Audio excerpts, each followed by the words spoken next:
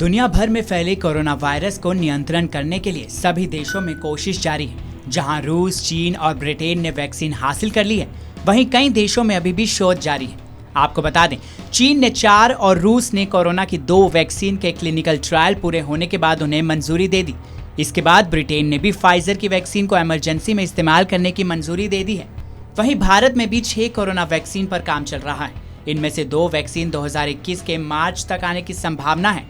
हाल ही में प्रधानमंत्री नरेंद्र मोदी ने 3 वैक्सीन कैंडिडेट्स के लैब का दौरा भी किया था और वैक्सीन से जुड़ी जानकारियां भी ली थी। आइए हम आपको बताते हैं कि भारत में बनने वाली सभी वैक्सीन अभी कहां तक पहुंची हैं। भारत में कोविशील्ड के नाम से कोरोना वैक्सीन बनाने वाली सबसे पहली company serum institute of India ने शनिवार को कहा था कि वो भारत में एस्ट्राजेनेका और ऑक्सफर्ड की कोविड-19 वैक्सीन के आपातकालीन उपयोग के लाइसेंस के लिए अगले 2 हफ्ते में आवेदन करने की प्रक्रिया में है। SII के CEO ने कहा है कि वैक्सीन के 40 लाख डोज तैयार हो चुके हैं। ये वैक्सीन सरकार को 225 रुपए और आम लोगों को 500 रुपए तक में मिलेगी। बीते महीने इस वैक्सीन के 3rd फेज के क्लिनिकल ट्रायल के नतीजे भी आए थे, जिसमें संक्रमित व्यक्ति को इसके डोज दिए गए तो इसका असर 90% रहा। वहीं 2 फुल डोज देने पर इसका असर 62% ही रहा था। इसके बाद भारत बायोटेक, NIV और ICMR ने साथ में मिलकर बनाई कोवैक्सीन नाम की कोरोना वैक्सीन के अब 2 फेज के ट्रायल हो चुके हैं।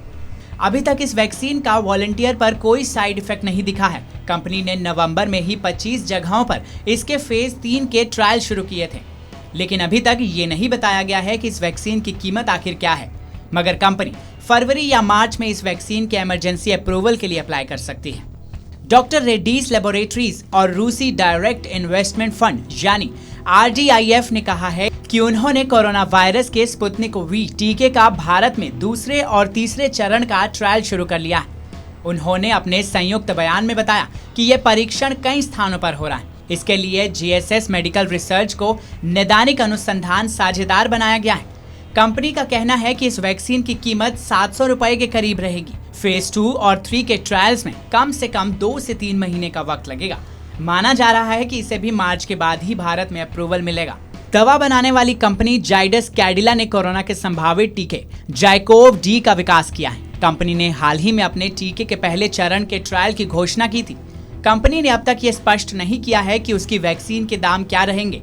हालांकि ये बताया जा रहा है कि साल 2021 के 2nd क्वार्टर में वैक्सीन बाजार में आ सकती है।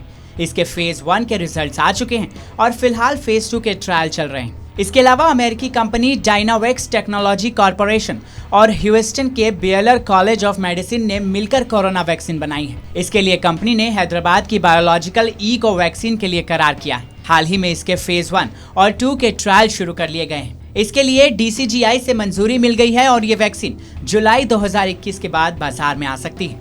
अभी तक इसकी कीमत के बारे में कोई जानकारी सामने नहीं आई है। वहीं अमेरिकी की HDT बायोटेक कॉर्पोरेशन के साथ पुणे की कंपनी जेनोवा फार्मा ने mRNA वैक्सीन HGCO19 विकसित की है। अभी तक इस वैक्सीन का इंसानी शरीर पर ट्रायल शुरू नहीं हुआ है, लेकिन साल 2021 में जुलाई के बाद इसके भी बाजार में आने की उम्मीद है। इसकी भी कीमतों पर कोई जानकारी अभी सामने नहीं आई है। फिलहाल इस खबर में इतना ही। बाकी देश और दुनिया की तमाम बड़ी खबरों के लिए सब्सक्राइब करें TV9 भारतवर्ष।